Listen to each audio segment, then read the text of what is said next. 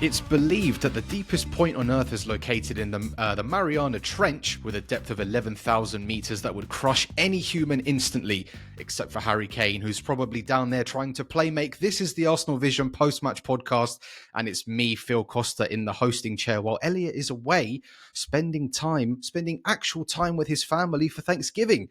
I'm not sure why he couldn't get away for a couple of hours, but if there's one thing we can accuse him of, it's that he doesn't record enough content for this podcast.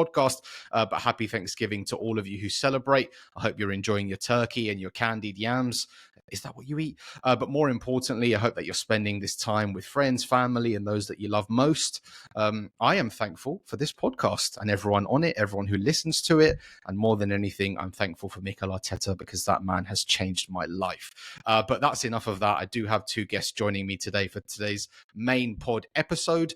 And one of those guests is Tim. Hello, Tim. Hello there. And we've also got Poz, who some of you may know as Paul. Hello, Paul. Woohoo! Yes, I'll be very surprised, actually, if Elliot right now isn't in the Discord, isn't on Twitter, isn't in 4 different WhatsApp groups talking about Matchday chat. That's where he is. We all know he's a dweller. He's a matchday chat dweller.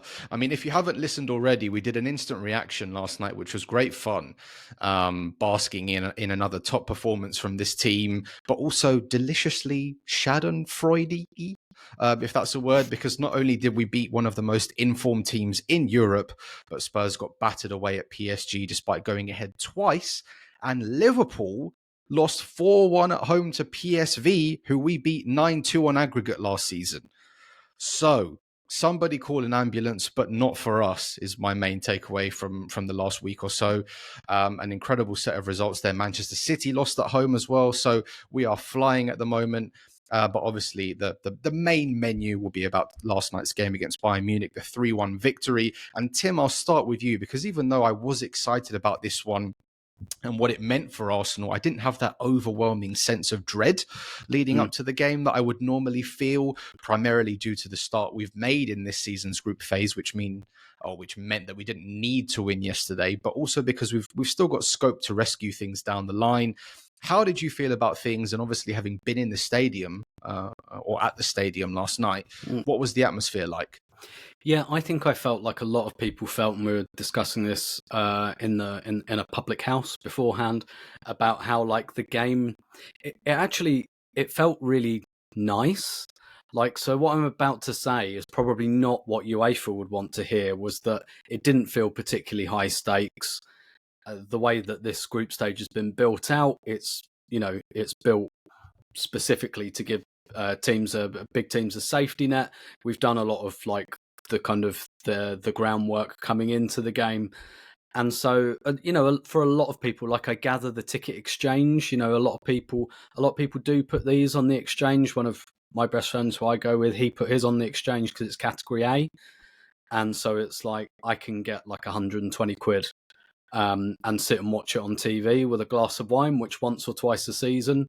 Because, like, I think for a lot of people, it doesn't feel category A. I know it's Bayern, but it doesn't, like, a Champions League quarter-final feels category A. None of the group phase games feel like that. So a lot of people put them on the exchange to get loads of money back, but also they're not that popular. So they don't go that easily because, category A is not just the opponent, it's the stakes, and the stakes weren't quite there. But I viewed that like very positively, because I get horrifically anxious during games, particularly games like the North London derby. I didn't want to think about it really until I absolutely had to. I feel not as intensely about Chelsea, but that's another one I'll be incredibly nervous about. Club I don't like, quite frankly, and I quite like beating, and that feels like a really, really high stakes game. So this just felt like a really nice sandwich filling, because it was like, this is going to be a really good game, probably between two really good teams. We're going to get to really properly assess our level, because we played Liverpool earlier in the season. I think if that game happened now, it would happen very, very differently. Didn't win that. We didn't beat Man City at home. So, we haven't beaten like our elite Premier League rivals yet. And so it was like, okay, well, we can really properly assess like what does this period look like for us? What do we look like as a team against like a good team who, frankly, we've lost to so many times it doesn't feel particularly like life affirming to lose to Bayern Munich. Like, been there, bought that T-shirt, and so I was really looking forward to it. It didn't feel low stakes. That's overstating it, but it just felt like this is going to be a good match. And actually, if we lose, not great, but not the end of the world. A draw would be okay. And as it turned out, I think the atmosphere built during the game. First of all, once it gets going, of course, like all of that kind of goes out the window anyway. But I think, particularly in the second half, I think there was this collective kind of, wow, that like this, we thought that this was our level, and it is our level at the moment. And I think everyone just, particularly the second half, just really, really enjoyed it. And there was a lot of singing on the stairwells on the way out, which you don't usually get in a Champions League group game. Not a lot of people leaving early. Like, it didn't feel like the sort of event it should have felt like in the build-up, but I think it did at the end. I think once you're there, the fireworks are going off, the light show's there. You do realise when they're all lining up there on the pitch, there are some big players on there. You know, Harry Kane, obviously, we've got a history with, but, you know, maybe even Vincent Kompany, we've got a history with. But then you see Joshua Kimmich, there's Michael Elise, there's Serge Gnabry, there's Upamecano. This is a good team, right? And going into the game, you're absolutely right to say it. This was the two most informed teams in Europe, obviously going well in the Champions League, both going well domestically. So even if the stakes weren't super high, or maybe they didn't feel super high, this was still a clash of the titans, you know? And I think in terms of Arsenal going into this game, we could learn a lot about ourselves, how we would manage these occasions, how we could potentially put ourselves up against one of the top teams in Europe. We did well last year going away to Real Madrid, falling just short against PSG. But this is a different team, a new team. We were fresh. We were attacking this with some momentum. And Paul, lineup-wise, we made two changes with Christian Mosquera and Miles Lewis-Skelly coming into the team. Were you happy with those changes? And did you expect any more rotation considering the busy schedule? Or do you think you got it just right? So I was surprised because it was the left centre back with a right-footed left centre back. I was actually very impressed with Mosquera, how often he played the ball under pressure with his left foot. But obviously, it's as some would say, it's the wrong foot. As Tim would say, there are no wrong feet, just wrong players. You need to work on both feet. And this young fella seems to have worked on both feet. And so, you know, I suspect the manager thought it was a pretty big load for Nkapie to play both games.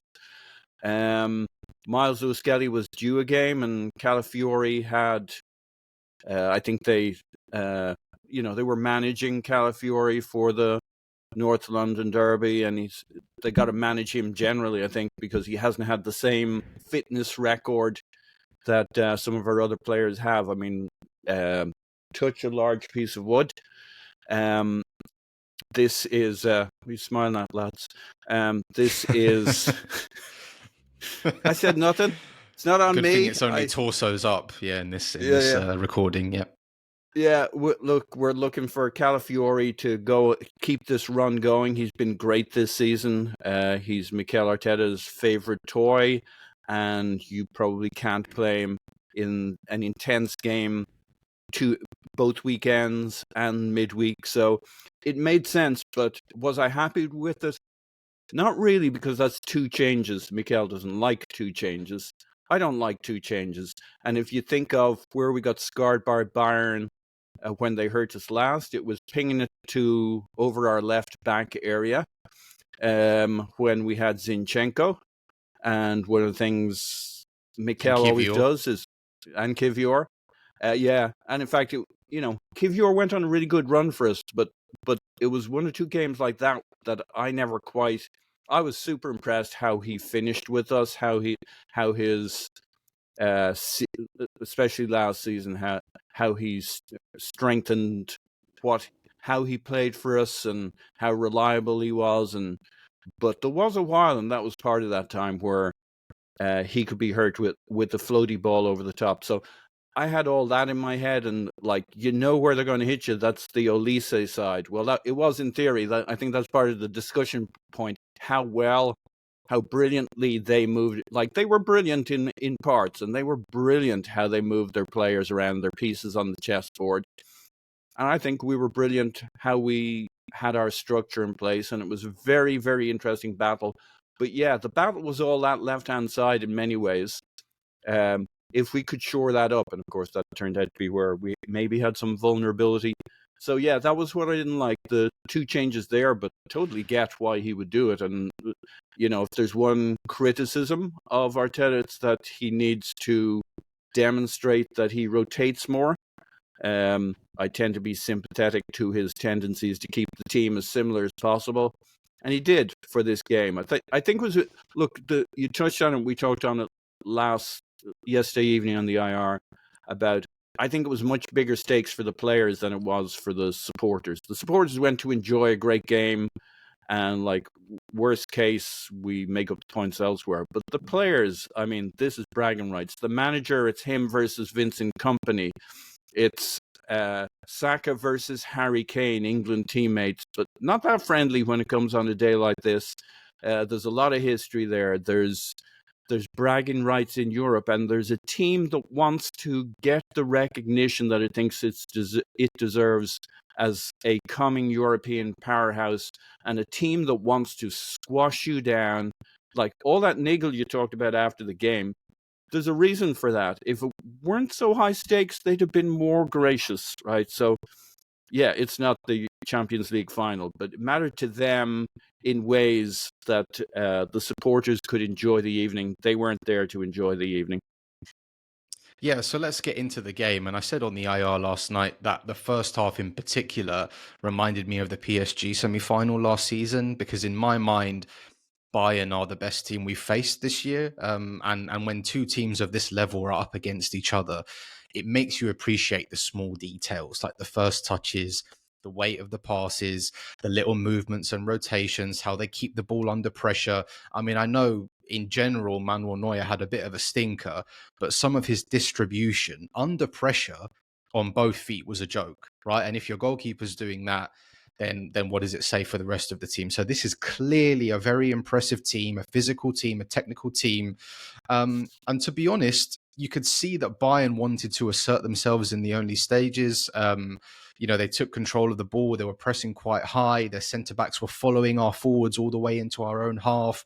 We haven't really had to deal with that kind of play from an away side all season. And honestly, I quite enjoyed it, because you learn different things about your team instead of them just trying to break down a deep block every week. And Tim, I'll come back to you. What did you make of that opening period tactically? And is that what you were expecting from Bayern? I mean, at one point they had 76% possession, but it never really felt like Arsenal were concerned about that. But I was quite impressed with how Bayern came, got their foot on the ball, and really looked to take charge early on.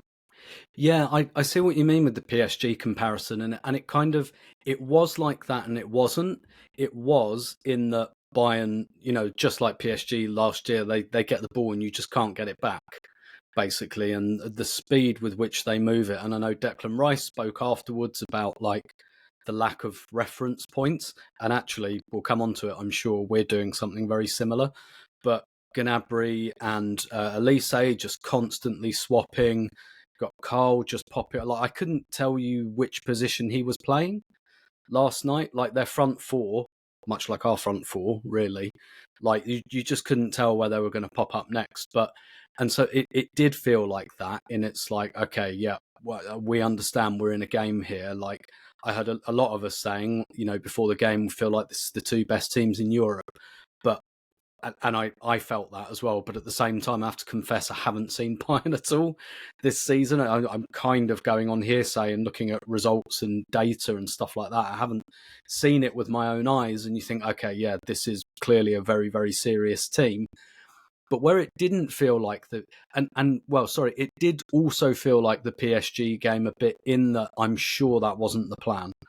I'm sure that Mikel Arteta did not want that to happen, you know, like them having 76% of the ball or whatever. At the same time, it didn't feel like the PSG game, because I still felt comfortable with it, comfortable stretching it, but I was Yeah. still a bit like, I think we look good in our shape. I'm sure this is not what we wanted to happen. Maybe we didn't even expect it to happen, but for the time being, while we're working things out, and again, Declan Rice made reference to that. He said, like, they did some things that we didn't really expect, and at halftime we corrected a lot of that. But it's just one of the many things I really like about this team at the moment. It's like, okay, bit of a shock, not expecting this. We're getting pushed back a bit, but you know what? We can deal with that. We can get pushed back into our 4-4-2 block, and we can be very, very difficult to play through, because Bayern, for all the ball they had, and it was too impressive to be sterile possession. It wasn't sterile possession, but they weren't creating a lot, and I didn't feel under a great deal of threat. I just felt like Arsenal were like, okay, we're going to sit in our block until we work this out. And then they did work it out. And, the game was by no means easy after that. But yeah, it felt like the PSG game, but it just felt like we're on a much higher level to be able to deal with that right now. Yeah, for me anyway, there was a very clear point at which we worked it out. And I think about 20 minutes in, maybe a little bit before that, Arsenal was showing a bit more personality on the ball. We were looking to stretch Bayern in behind, and you could see that they weren't comfortable. I mean, their intention was to press man-to-man. They wanted to be touch tight, but then Upamecano was booked. Konrad Laimer was booked after pulling Saka's shirt for the best part of half an hour.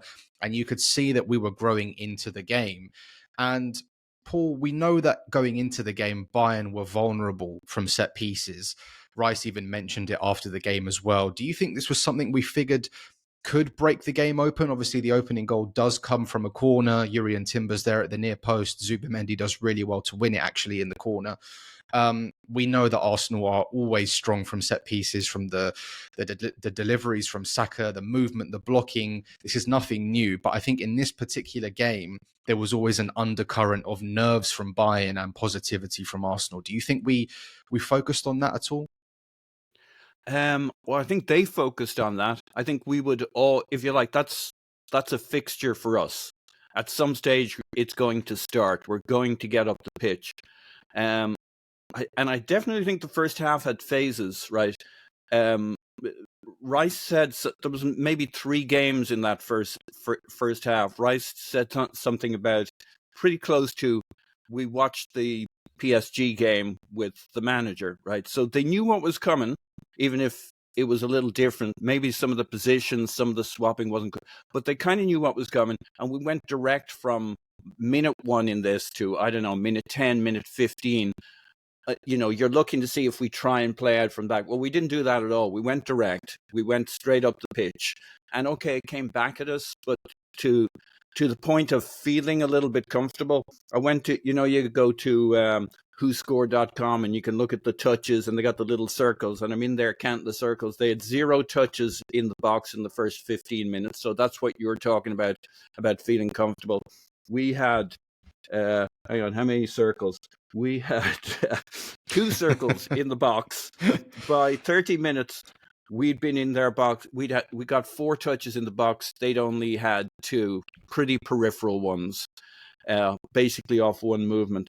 So I felt we were doing this thing where we were growing into the game and getting a foothold, but we were fine with how it was starting. Like, okay, the reference points are moving around, but I suspect we expected the reference points to move around. And we grew into this. And then, yes, we got a foothold and we got up the pitch and we got more dangerous situations than they did. And we started getting our set pieces. And back to the point of, was this a big piece of the game for us? Well, it was a big piece for them, because that Manuel Neuer thing where I think he jumps out in front of Timber, because you see him looking over his shoulder for that run from behind where our players charge forward, and he's big man on campus, wants to use his personality to professional the game and get the decision, and he jumps across into Timber. Doesn't work out. And he basically fluffs the goal, because that's where he puts in his effort, thinking that's where he's going to stop the player coming through. And it's that player, Timber, who gets around him, flicks the ball on. And instead of him thinking, where should I be off the header? So they get rattled off the goal as they should do, and they're rattled for every other set piece from then on in. And like, I think it's got, like, I agree with you. Manuel Neuer looked really good. He has some really clever distribution, not just good distribution. He's like that little cut shot out to his left back when he's been pressed. I'm like, Jesus, I didn't know you could do that. Like, he looks like he's going long, and he basically cuts it square. I'm like, ooh, he's still got it. Now, I hate the guy, but he's still got it. But for the rest of the game after that, I think that corner, the goal that went in, he was rattled. And I think all the way through to the Martinelli moment, right? Martinelli doing Martinelli things. Manuel Neuer was rattled. We absolutely knocked them off their perch in that game. Now, a game broke out after we scored. That was was much closer to basketball than what started. It's really fascinating to go back and look at the progression of the game. There's really sections of this where all sorts of stuff go on. But I really enjoyed the first 10 or 15 minutes, even if it was not how we wanted to play it. I think we had in our mind that we may need to start like this. How much of that? That's another question. Can I give you my quick analogy? In Formula One, you choose your tires, right? They went with sticky tires, right? They went out fast. They held all the corners. We went with like medium tires. They needed an extra tire change during this game. They got tired, right? By the start of the second half, they were starting to run out of gas because you can't do what they did in the first 15 minutes. They couldn't even do it for 45 minutes, but they certainly couldn't do it for 90 minutes. And we had the compound that allows you to go, like, we were just ready. We were stronger at the start of the second half and all through the rest of the game. I think we picked the right tires, and they went with the sticky tires too fast. And I mean, they were definitely rattled. I was going to say, Tim, did you think there was anything in the complaints about the goal? You could see company up and down the touchline. You could see Neuer running to the referee with the ghost of Gigi Donnarumma behind him. I mean, for me, you can see there's an obvious bump in the back, but he's got 2 seconds to react to the ball afterwards, and he's just nowhere in that. I thought Paul was right to say it. They were rattled from there, and then we just put them on Neuer all game, and he couldn't handle it. Yeah, big time. And I watched the BBC highlights when I came in, and they really focused on that, on all the set pieces. There's one that like Mosquera heads, and he's about 3 yards out by the time it lands because Neuer doesn't know what to do with it.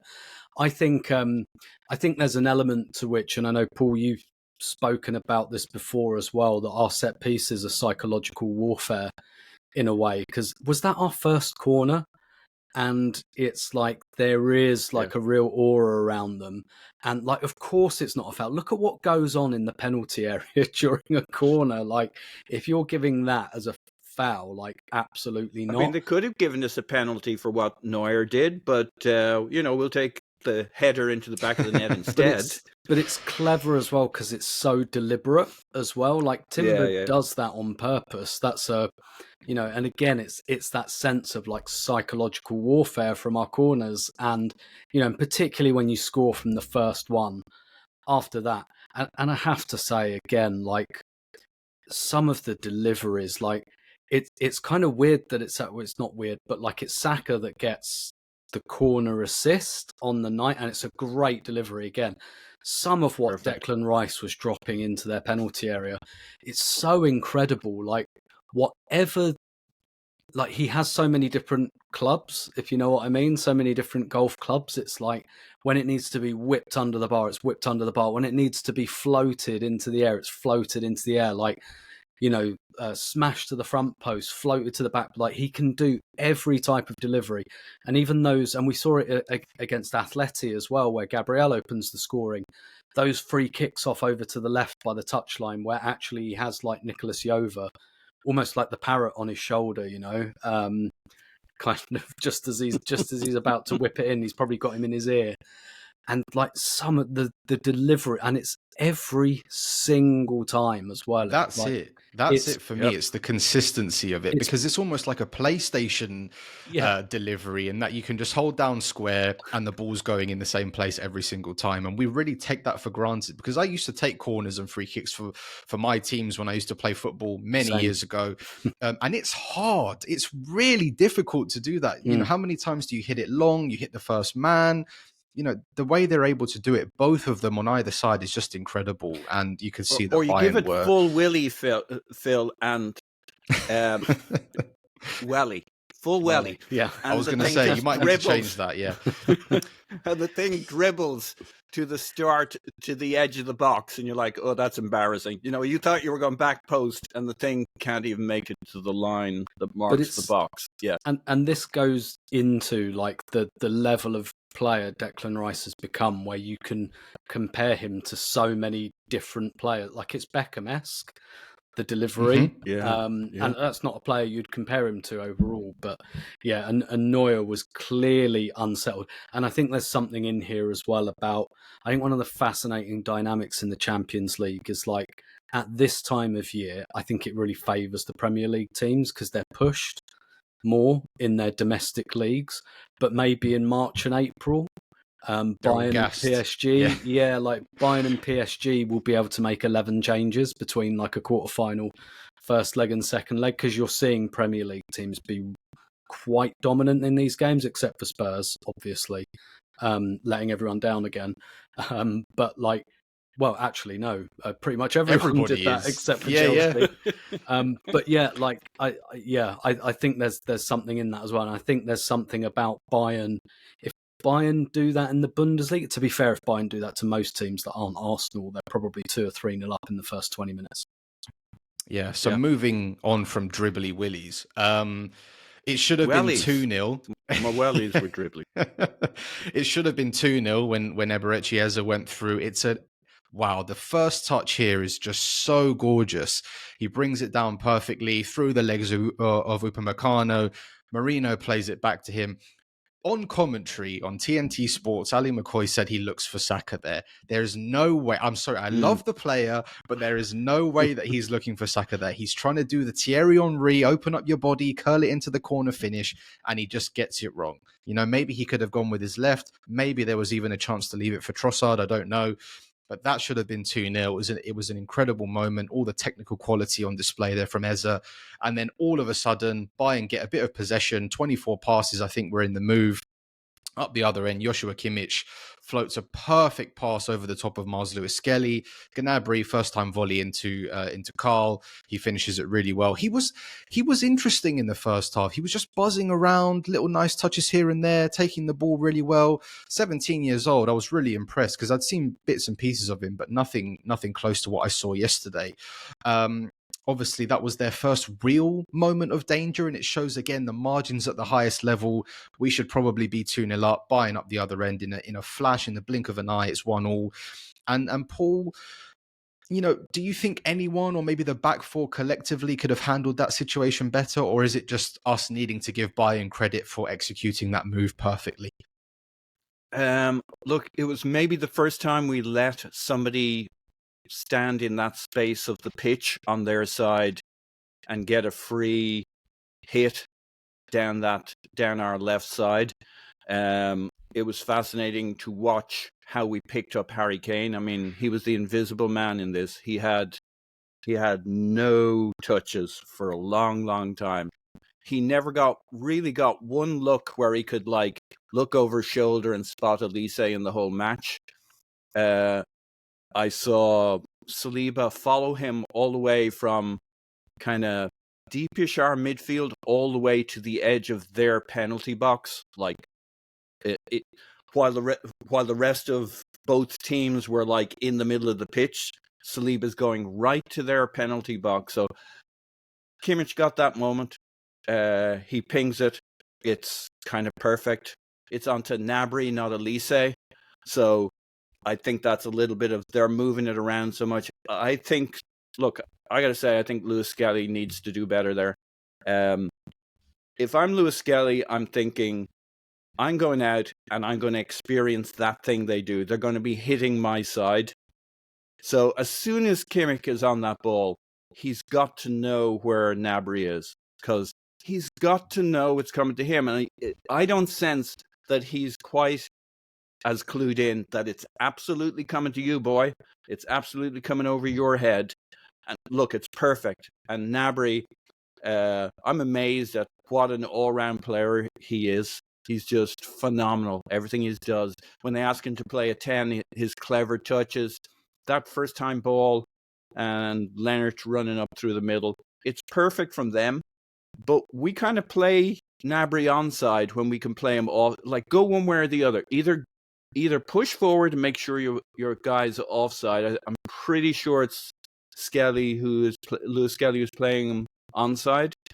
And if not, then go the other way and move with him. I think I'd die making sure it wasn't me that got done on my side, knowing who I'm playing here. That's what they do. That's literally it was going to be Kane who dropped in there and pinged it that side, and if it wasn't Kane, it was going to be Kimmich, and if it wasn't Kimmich, it was going to be Upamecano or Neuer. That's what they were going to look for all night. So, yeah, I can't get away from thinking that was a bad. It didn't look terrible because he was in the area and he moves, but it's like that.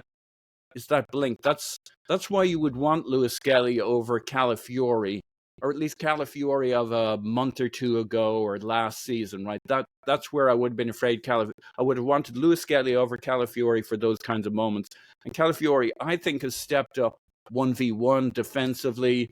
I made the comment last year, he was still learning the offside trap and how to play the back. Well, Calafiori's got all that now. I think he's got such a complete game. And look, Miles Lewis-Skelly is a very young player, and he's stepping, and he's a midfielder who still has some of those instincts, and he has loads to learn, and he's going to be a phenomenal player, and very often he is. And he had moments in this game where he was great, but yeah, I think that was his moment, and he blinked, and that's all it takes. When the ball's perfect, it's like against Trent Alexander-Arnold. When the ball's perfect, there's almost nothing you can do about it. So there's almost nothing he can do about it, but I think he should still have done it. Tim, where are you on the goal? Yeah, I think it's honestly one of those things where I could see it unfold pretty well, and it's just one of those things where my mate I was sat with, he was like, "Oh, we were too open there," and I was like Kimmich has the ball in his own half, and 2.5 seconds later it's in. It's like that. Bayern might be one of the only teams that is literally capable of scoring a goal like that. There are some very good Premier League teams. I couldn't see any of them scoring that. It's just like bang, bang, bang, 3 touches. It takes a lot to open Arsenal up, and actually, I almost in a weird way take the goal as a compliment. That's kind of what it takes to open Arsenal up in open play. On Lewis-Skelly, obviously he hasn't played a lot this season. I think we forget as well. Has he even turned 19 yet? I think he's just turned 19. He has, yeah. Yeah, a couple of weeks ago. This is going to be an amazing experience for him. We haven't seen a lot of him this season. That's probably been a bit disappointing. But Bayern at home, that's a big feather in his cap that he was picked for that he was trusted for that. And look, it's the second time the ball goes over his head in the second half. And again, I see the bench very clearly from where I sit. And the second that happened, it was almost Ricky Gervais meme, like Arteta, go and get the Calafiori type of thing. It's sometimes you can really see an incident completely drives the decision for a substitution. It was that they did it again. He got caught out a bit. I think was it Carl again who went past him? I can't even keep there were a couple of times in the second half. It was Elise and Carl, so he looked a bit flustered. Yeah, and it was the last time, and it was okay. And also I think I instinctively looked to the bench anyway because I was like, they're probably going to bring Calafiori or Hincapié on. Hincapié on at this point, and it was of course they are. So it's all experience for him, and it's probably the area where Bayern are literally strongest as well. I'm not sure it was about them targeting Lewis-Skelly per se. Maybe they were, I don't know, but I do think that those diagonals out to the right, that's a real strong point of how Bayern play. It's what kind of Harry Kane does quite naturally as well. He'll veer to that. We didn't see it that much, but he was too busy chatting to the referee. But he's got a right-sided bias, right? So like I imagine that Bayern go down that side quite a lot, generally speaking. Yeah. I mean, shades of that goal we conceded against Liverpool, maybe in the 2-2 draw, that space in behind being exploited. And of course, there's no natural partnership there between Christian Mosquera and Lewis-Skelly. First time they will have played with each other on that side. So again, it's about relationships. It's about how familiar you are with people. But ultimately, I'm quite happy to give Bayern a lot of credit for that goal, because every bit of movement, the weight of the pass, the finish were all perfect in the space of about 5 seconds. So sometimes that's just what happens. I mean, heading into the second half, I think the first half, it was a bit, I'm not going to say cagey, but there were moments where both teams were looking to figure each other out. We had 3 shots, they had 3 shots, quality on display from both sides. I don't know what happened at half time, but the way we came out, there was an energy, there was an aggression about us. We were zipping the ball about and we absolutely steamrolled them. I couldn't believe what I was watching. And it all stemmed from that early chance that Saka had, where I think it was Kimmich gave the ball away and he had a shot that was tipped over by Neuer. That was maybe 1 or 2 minutes into the second half. And from there, it was all Arsenal until the final whistle. And I don't know how we didn't score before the eventual second goal. I mean, it was set piece after set piece. Marino had the header at the back post. Mosquera had that chance in front of Neuer. Rice went through after taking Stanisic and Kimmich for a walk through the centre of the pitch. And then eventually the second goal comes from Madueke, who we didn't even speak about because he came on in the first half for Trossard. So very typical that he's playing the best football of his Arsenal career and gets injured. So it's just an incredible goal, but that momentum was building and you could really see Bayern struggling, gasping for air. They didn't know whether to go or stay with people. They were really struggling to chase us in the channels. And what I loved about this goal is that we haven't really seen that side of Calafiori's game too much, because he likes to go inside. He likes to underlap. Based on whoever's playing on the left, whether it's Trossard, Martinelli, he likes to occupy those little half spaces. But this was the first time I'd really seen him go on the outside. And the quality of that cross is just unbelievable. I mean, Tim, I'll come back to you. What do you think changed in the second half, either from our side or from their side, that made it so one-sided? Was it just as simple as us raising our levels and them dropping theirs, or did we change something tactically? I'm not sure whether we changed anything tactically. It felt a bit more like, I remember, probably not a great person to quote right now, but I remember Arne Slot talking last season when Liverpool had gone in a home game and they'd gone in a goal down against someone they were really expecting to beat, and then they won 2-1. It might have been like Southampton or someone. And Slot said afterwards, they were like, what did you say in the team talk? And he was like, some team talks are tactical and some are about run faster, work harder, hit the ball harder, basically.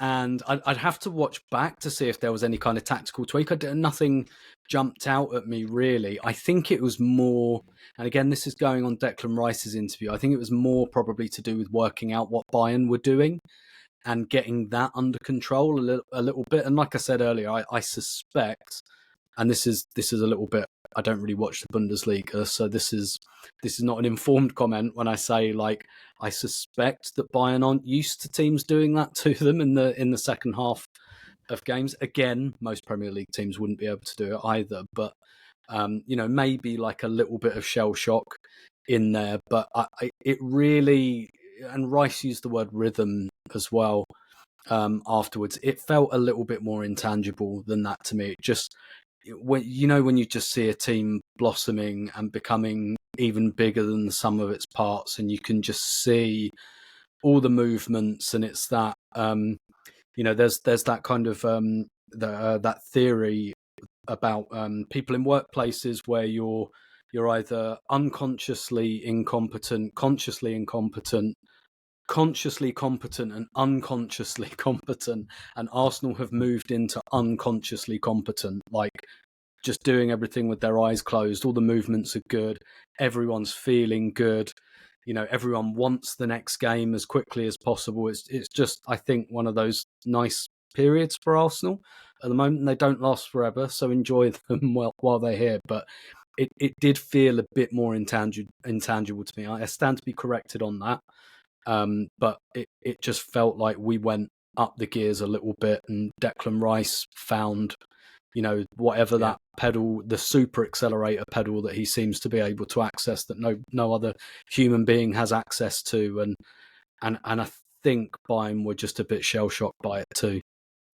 Yeah, one of those Liverpool asthma pumps might have fallen off a van somewhere in North London because, he was just incredible the way Plenty he of, can like, surge away from Popeye-like people. spinach at half time. Exactly. Yeah, exactly.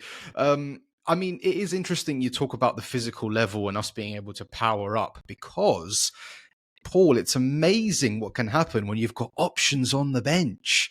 Yeah. Players with fresh legs, pace and power to come on and impact games against tired defenses. It was another rewarding night for the finishers who have made a big impact for us in Europe already. Obviously, we've seen it in Athletic Bilbao, obviously in Slavia Prague as well. There was big impacts off the bench with Martinelli, Madueke and Calafiori involved in all of the goals. I mean, obviously, the first one was a bit more set piece based, but the last two were all involving the second half substitutes. I mean, I don't think we'll ever be in a world where everybody is fit all the time, but is this where our strength in depth will truly prove its value? Yeah, look, I reckon everybody immediately thought Mikel Arteta's a genius with those subs. And I bet he's thinking, I've subbed in other games and the guys didn't go and score goals for me. So there's a bit of like kismet with he makes the subs. The subs are the thing that unlocks the game. And like now we're on to this, we're playing around. Like they come on and okay, Mads was already on there for a while, but it's Mads, it's Calafiori zipping through them. Like, to be fair, they don't know what a Calafiori is, right? They haven't experienced this phenomenon. He comes on, he streaks up the pitch, he's past them, he's through them, he squares the ball. He just undoes them. Like they undid us, we undid them. They didn't know what hit them. And like, I think it's a little, look, Calafiori is a special player. I think there's the fortune of you make subs, the other team isn't quite, their references are gone and we zip through them. But you couldn't help but think, man, look at these waves of subs coming on. You're bringing on Martin Odegaard a little later on in the game. You're like making these changes and you're thinking, there's more players coming. There's more players coming.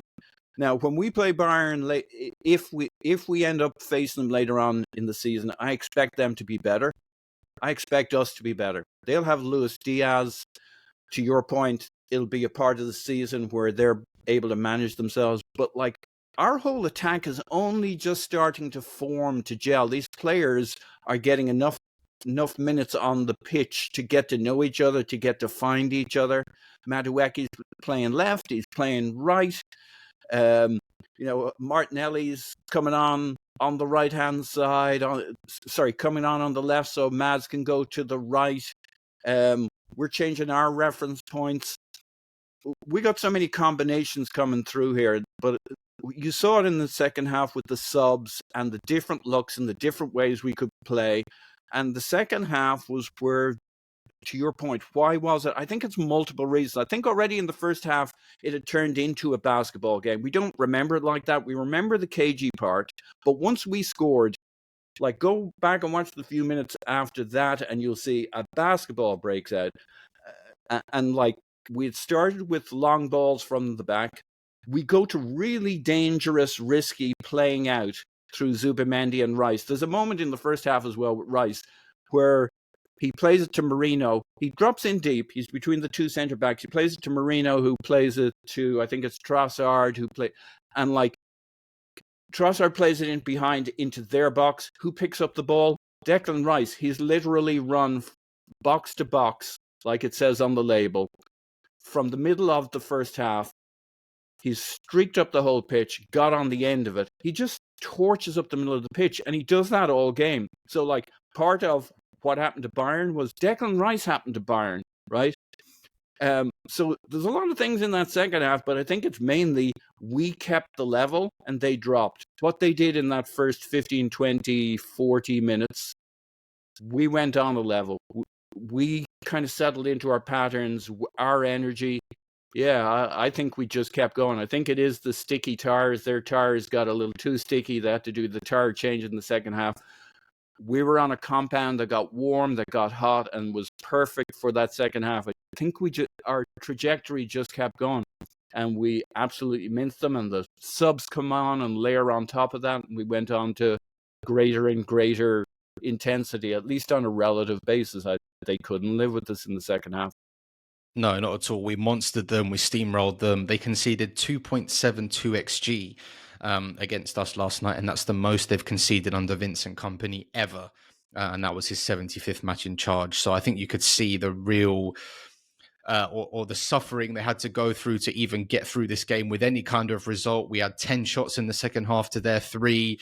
They couldn't handle the running power. They couldn't handle the transitions. And I found some of the post-match stuff quite interesting with Vincent Kompany saying he wanted to play us again this season. Kane said that the margins were fine, but Arsenal edged it.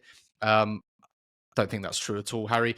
But Joshua Kimmich had my favourite quote, and he spoke about how it was a long ball game, despite them playing more long balls than us. Actually, the full quote is, I think PSG was our toughest opponent, especially the way they play football. Arsenal is completely different. They rely on set pieces. They love to play the long balls against PSG. It's more a football game. Today, it was not so much about football. It was about game management. Makes you think the stakes were pretty high for them. You know what I mean? Yeah, look, they were stung. They were stung by it. And Tim, I'm going to ask you, do we think that's just some post-match saltiness or copium coming through? Or even when it comes to the professionals at the highest level, is there a blindness to what Arsenal are doing? And this kind of willingness to reduce us to set pieces and long balls is even sort of stretching into them? Yeah, I think there's a little bit of that. I think we should take it as a compliment, even though it's not hugely accurate. I don't mind us being good at playing long balls. I think the great strength of this Arsenal team is that they're good at everything. Yeah, we can go long, we can go direct, but Bayern did it a lot more than Arsenal in this game. And the other thing, like, it might be a bit of saltiness, I don't know, but I guess the other thing is, like, when Arsenal do play those long balls or they do have those set pieces, how does that make opponents feel? Basically, is what I'd probably point to. Like, you know, I did the tweet earlier about, like, how many more long balls Bayern had than Arsenal, but, like, and you know, Arsenal had 60 and they had 78 per FB ref, right? But what did those 60 long balls feel like 150? Do you know what I mean? Like, when Arsenal go long, it feels like it's with a purpose. It feels like, you know, oh God, Marino's going to get the flick on, and Marino's just like a total foil, total bodyguard. He just goes and posts up next to whoever Arsenal actually want the ball to go to. So it's like, we want this ball from Raya. We want it to end up with Saka, but we're just going to use Marino as a little buffer to get it there, basically, because we don't want Saka jumping for headers. So we'll get Marino to do that work for him. And yeah, I think that there may be, you know, again, taking it as a compliment, it may be that just playing Arsenal feels like, again, it's that psychological warfare thing, feels like you're under the cosh all the bloody time. And maybe the only way a lot of players can compute that is, they must have just been launching long balls at us rather than passing it along the ground and not really going anywhere. Paul, you want to come in there quickly? Yeah, I think it's false for two reasons. I think it's false because they went long when they needed to quite a lot, when we put them under pressure, and that's what we did in the second half. We pressed the BJs out of them. In the first half, Joshua Kimmich needs to go back and look at the game from about 15 minutes onwards. We play out of the back under extreme pressure. It's not how we remember it, because we remember how the game started and the pressure they put on. But as soon as we started to get a feel for the game, we did things that made me scared the second time I watched it. We really, really lean into Rice, Zubimendi, Saliba, taking high-stakes risks, playing out in through them, through their midfield. So Joshua needs to go back and study the tape. We absolutely lean into high stakes, playing out from the back, playing through them. It's glorious stuff. It's nail biting. There's so many games in that first half. Joshua needs to look at the tape. He's been big dog, first named. Let's take a quick break here because it's time to tell you about some brands. So here's Elliot with some ads and we'll see you in a second. I think it's time to talk about some individuals afterwards as well. So we'll get into that. Welcome back to part 2 of the show, and there are so many individuals to pinpoint from last night, but I don't think we can go much longer without mentioning Declan Rice, who continues to elevate his game and take on a real leadership role for this side. Again, in a big game, he's a reference point in how he's able to raise his levels, go up another gear. He's got physicality to burst through defenses. He's got running power and stamina to help him going back the other way. He just eats up space to prevent those transitions. And I like to think of him as a Pokemon, and we're watching him evolve into his most powerful version after arriving as a 6 with box-to-box potential before starting as an 8 and sort of figuring things out. And now he's just reached a different stratosphere in terms of midfielders who can do everything. And Tim, what more can we say about this player who is becoming a real difference maker in almost every phase for the team?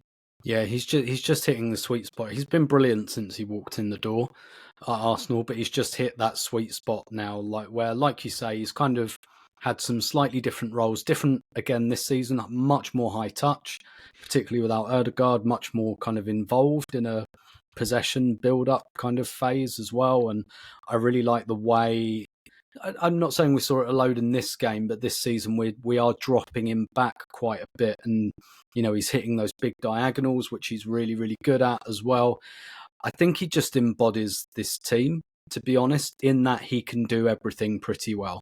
Like, if you want to race him, you'll lose. If you want to muscle him, you'll lose. He can pass, he can tackle. Like, he can do pretty much everything. Like, maybe his left foot needs some work, I don't know. But this is a player, I know I said when we signed him, what I saw at West Ham was a player who always just added to his game.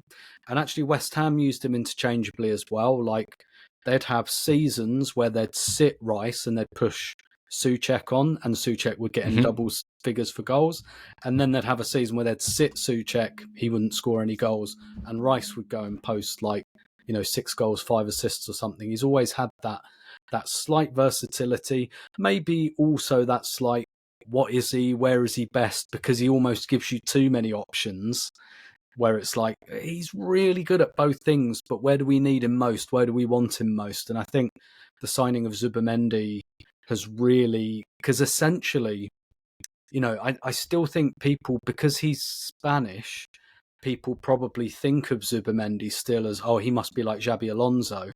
And actually, he's a real all-rounder as well. And I think what Arsenal have got in that double pivot is just a really nice marriage of two players who can push, who can sit, who can do very, very different things. Zubimendi is really good in the air and stuff like that. So, like, defensively, very useful as well. Like, it's like just a pair of all-rounders sitting together, and they've really quickly formed an understanding about who sits and who goes. And like, I think if you play with Declan Rice, it's probably quite easy to work out. Like, once he gets those legs powering, okay, I'll sit. Just let him go. Let him run. And I really wish that goal where he just powers up the side of the pitch had gone in, because it was just totally unstoppable. Like a train going downhill. So this felt like another coming of age performance for Declan Rice. And I remember, I think 2 seasons ago, being on an IR, and I said, I'm giving Declan Rice a stock rising, and I'm never doing it again, because like, he's gone to that level. There is no point in saying his stock rose. If I was on the IR last night, I would have broken that 2-year vow to give him a stock rising. Yeah, I think he scored a similar goal for West Ham in their way to winning the Conference League, actually, where he just ate up the ground through the middle. I mean, I've got no issue calling him the best midfielder in the world. However, Paul, we're also very lucky to have the best right back in the world, who is playing at a stupid level right now. Of course, he opens the scoring with a great header. He's popped up with a few of those now, but his overall game is becoming scarily well-rounded.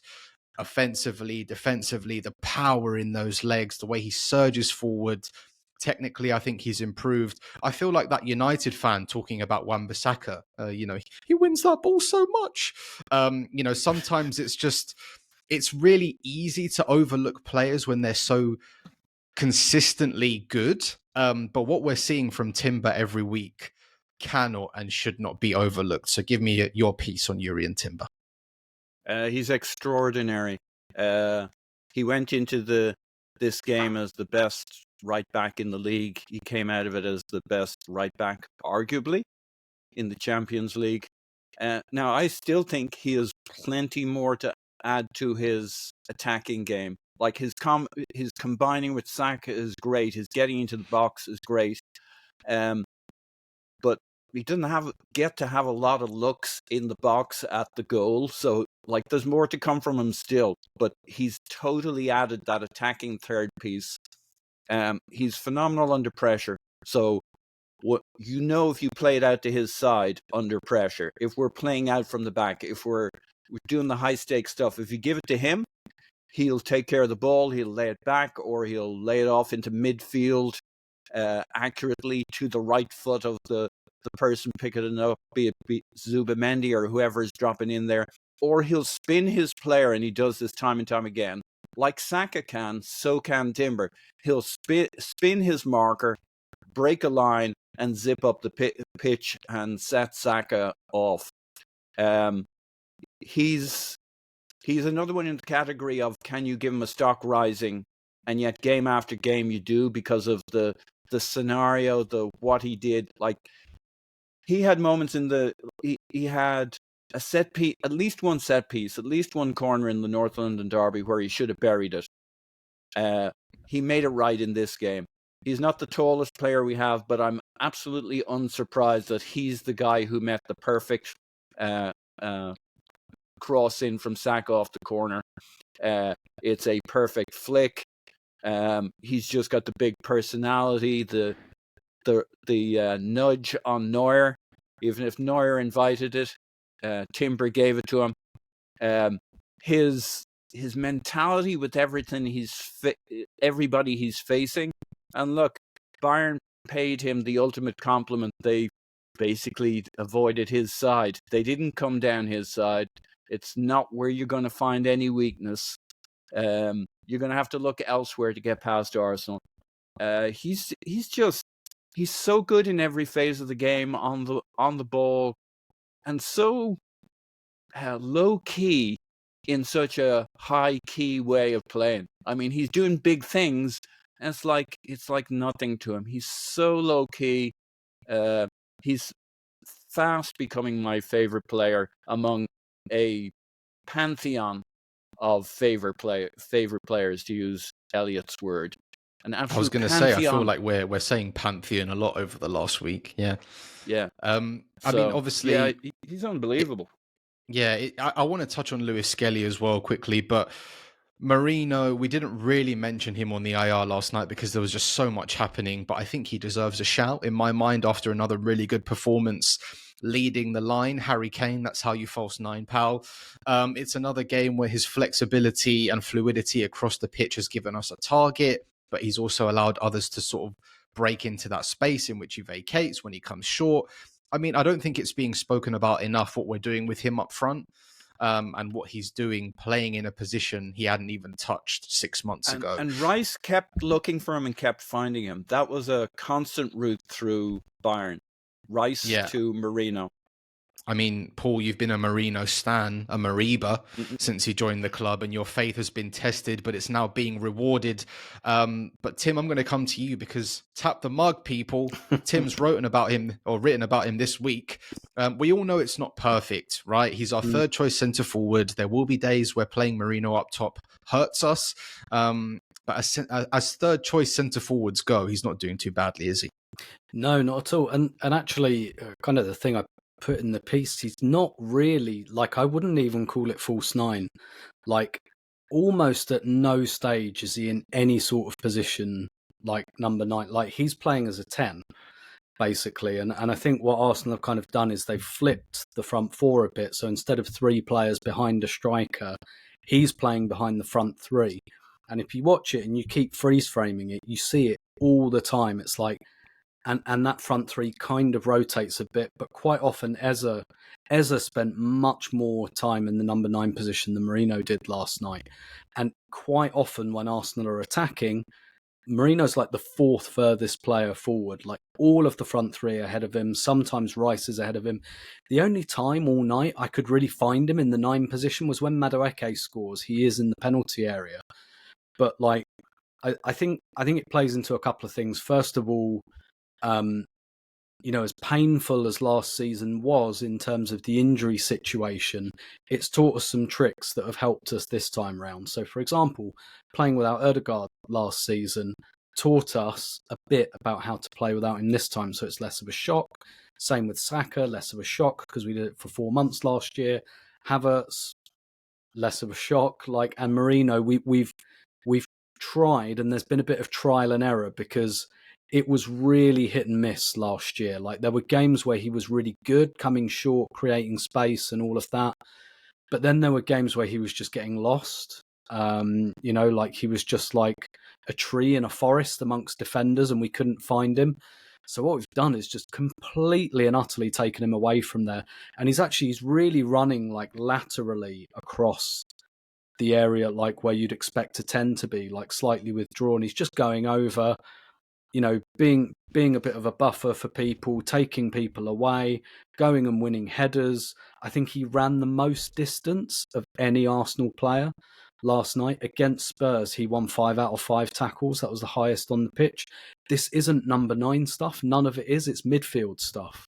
Like, he's playing basically as a midfielder, but he just goes over into little areas. His spatial awareness is so good. He either goes over to literally just be a bouncer sometimes and uses physical gifts. He wins fouls, and that's the number 9ing stuff he does. He just doesn't do it like he does it like in 40 yards from goal.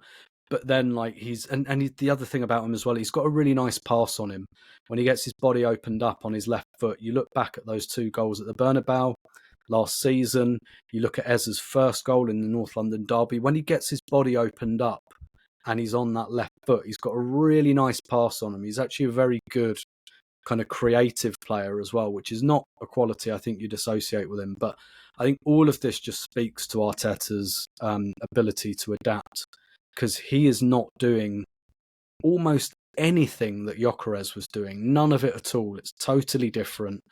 And also, I think having Eza as a bit more of an orthodox 10 helps that. I don't think Ødegaard could go and fill that 9 position and be a shot monster.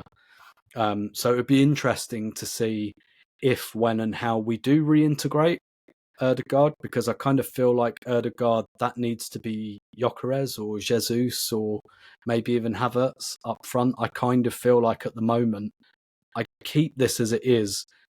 And look, in a couple of games, it might get worked out. It's quite new, this. So Chelsea's analysts are probably looking at it and going, don't follow Marino, or, look at the space in behind you.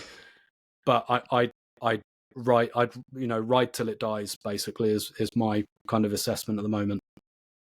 Yeah, I mean, we do need to get on towards Chelsea, but I wanted to touch on Miles because it was a difficult night for him.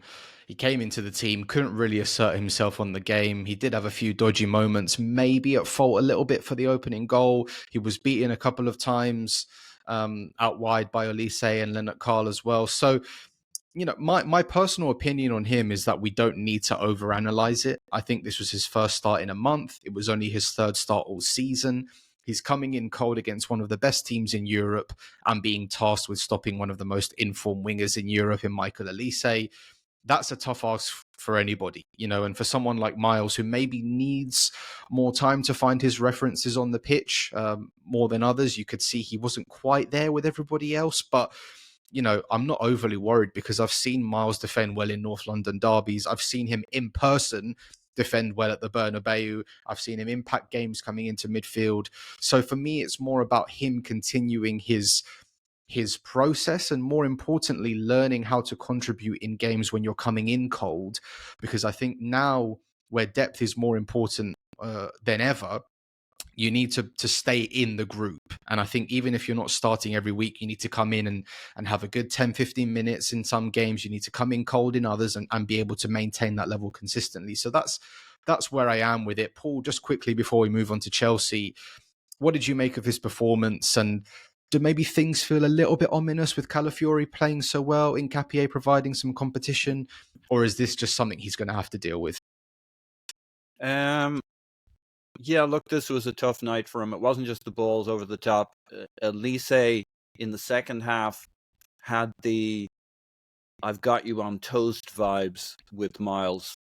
And he was kind of twisting him both ways on the edge of the box, got around him, kind of got at our near post. And, I'm sure that was the moment in which Arteta's like, okay, that's not a feeling I want to experience again.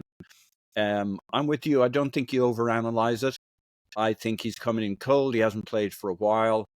Calafiori has grown, I think, in stature, in like what I think.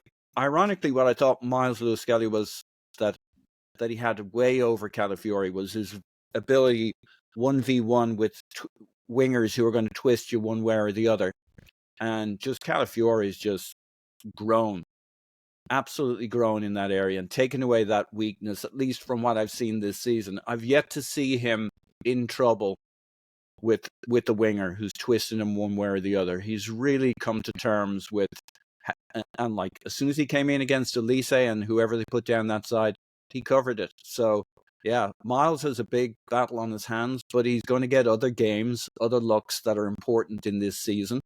You can guarantee it. Just from the schedule, from the fact that players need resting. So he's going to get a chance to go off and lick his wounds, think about it, and work harder on the training pitch and come back stronger. Young guy, lots of talent. He still had a couple of really good moments in this game. Like he does that Miles Lewis-Skelly thing. I think he's got Elise on his back. There was one turn from Elise that was really nice in the middle of the pitch. Yeah.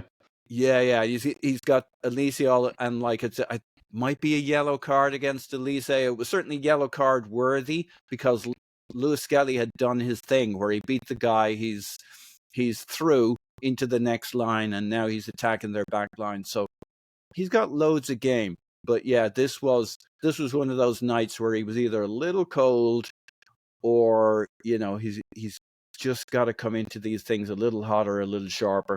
So yeah, it was a rough night for him. But yeah, and moving on to this weekend, I mean, this was always going to be a challenging set of fixtures with Spurs at home, Bayern at home, and Chelsea away.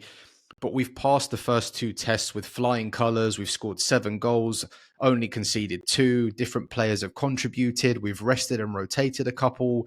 So things are looking good ahead of Sunday. But I'm under no illusion, and I'm sure Arteta will be relaying this message into the group that it's going to be a very difficult game. Chelsea are in good form at the moment.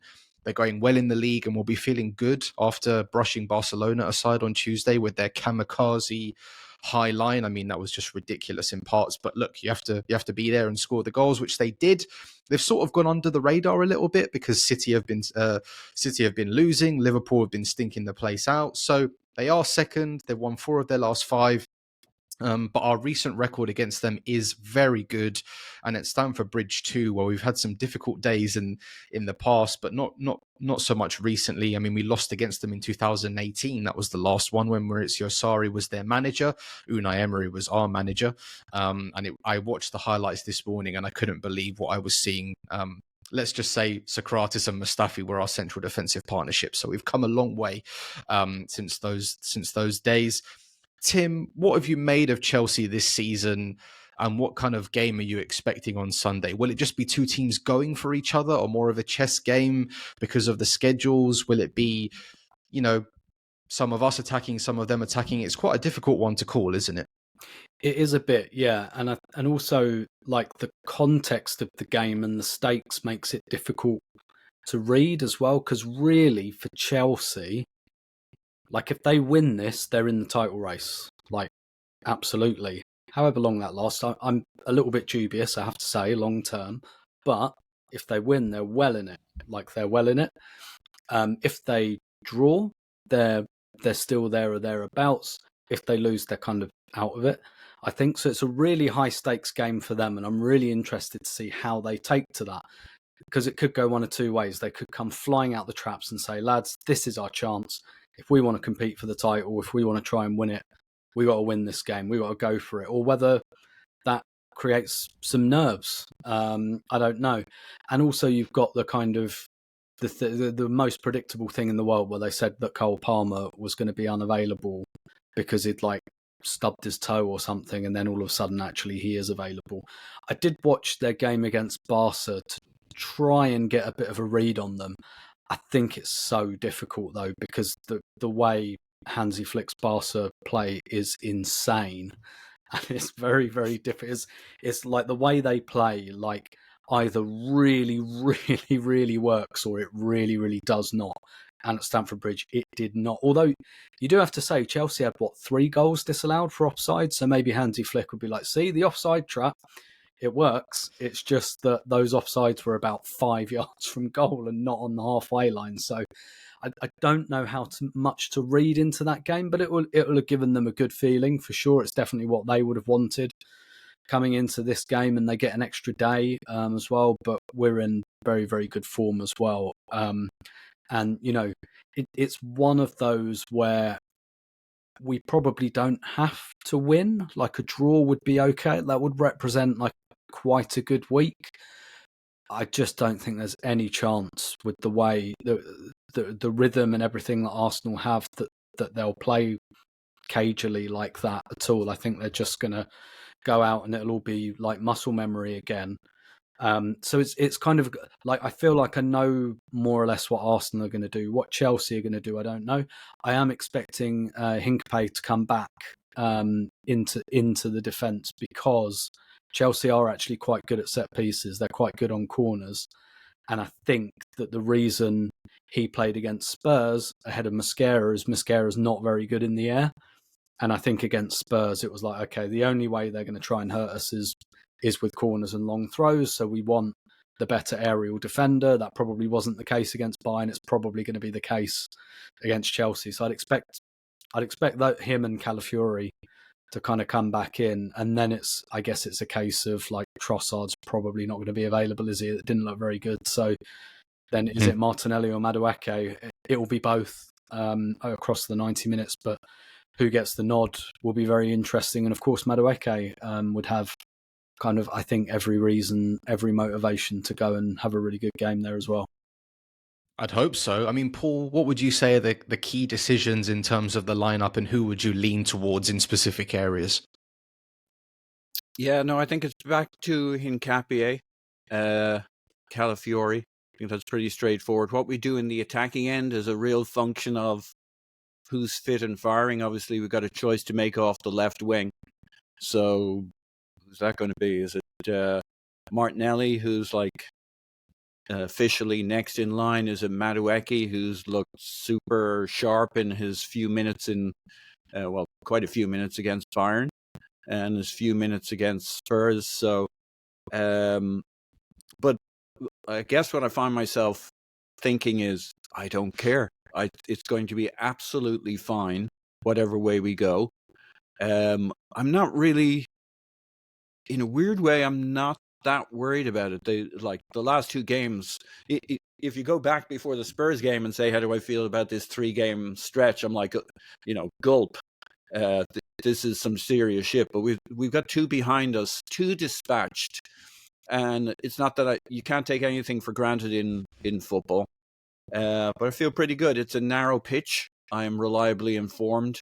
We've got really good structure in how we play. I think Bayern has given us a really good refresher in how to use your structure to nullify the opposition. So if I'm Chelsea, it might do my head in a little bit, thinking, how am I going to get at this team at the weekend? I think Arsenal know how to play that at the back. Chelsea tend to want to bait you into pressing their back line to draw you out a bit. I think we're going to be fine with that. I think we're very good at pressing a back line and pushing up. And, we absolutely out-turnovered Bayern. I think we'll out-turnover Chelsea. I think it sets up very well for us, because We're playing away. They've got to come at us. We got our structure. We get to press their back line at times. We've done very well at keeping, I know this is all, be careful what you say, but I don't actually believe in jinxing, even though I seem to have jinxed our squad massively in recent times, according to people who listen to me, but I don't believe in jinxing. I think we're really well set up for this game. And we've had such a good run that we kind of have, I wouldn't say a free hit, but it's kind of taken away the downside. Like, if we get a draw at the weekend, it's not the end of the world. On the other hand, if we win that game, we've really nailed a few more nails into the coffin of not the season, but where we're at in the season, how we go into the Christmas period. So if I'm Chelsea, I'm shitting myself. If I'm Arsenal, I'm feeling good, and I've been well tested, and I think I know what I'm getting myself into, going into, a fairly unpleasant environment, but that I think we're well set up to handle. I fancy it. I mean, look, I'm with you. I think we can feel more than confident enough in ourselves in big games. We've got an incredible record over the past 2 or 3 seasons, but also just the way that we're playing now feels so promising. We're riding one hell of a wave. We've got players in form. We've got players coming back from injury. So, and the bench, see. Right? The bench. Yeah, Whatever's happened in the first, how did we beat Bayern? Was it the bench? Was it Kismet? Who cares? Or, around 60 minutes, we bring on a bunch of players. And we get stronger, not because we took off Bukayo Saka and we got better. And that's not any statement about Bukayo Saka. It's a statement about where you are in a game and the players that come on and how it moves around the opposition. If our players stay fit for a little while, touch wood, we're a nightmare to come up against right now. We're the only part of our game. There's all this, where are you at in the season? Where are you with the title? What we need to focus on as a team is getting better, because we can get a lot better. That attacking piece, we're just filling in the dots right now, and the players are coming back. We're going to get stronger and stronger. So I feel really good about where we're at. Lovely. I mean, that feels like a good place to finish, because we've been going for over an hour and I think we've covered mostly everything. And for those of you thinking, get these bums off my screen, we want Clive. There will be a Friday Night Clive tomorrow where I'm sure Elliot will try and rope him into some kind of Schadenfreude, and Clive will just brush it aside and talk about the real topics, how Chelsea Football Club destroyed the modern football landscape and why nobody would care if they are obliterated off the earth. As always, there will be an instant reaction after the game against Chelsea, so be sure to tune in for that. And subscribe to the Patreon if you haven't already, because you get 25 pieces of content a month, and sometimes more than that, all for a price of a coffee. I mean, that's real value, people. So yeah, subscribe, keep an eye out, keep an ear out for all the bits and pieces heading up to Sunday. Otherwise, all that's left for me to do is to thank my guests. Tim, always a pleasure chatting. My pleasure as always. Paul, thanks very much. Woohoo! And my name is Phil Costa, and thanks for putting up with me for this episode. It really is a special time to be an Arsenal fan. We've got a great team, a great manager, and I know it's early days, but there's just something in the air. I mean, who knows what this season will hold for us? I'm sure, I hope we're going to be really excited and happy come the end of it. But for now, that's it for today. We've just beaten Bayern, we've beaten Spurs. Let's make it a really good AAA.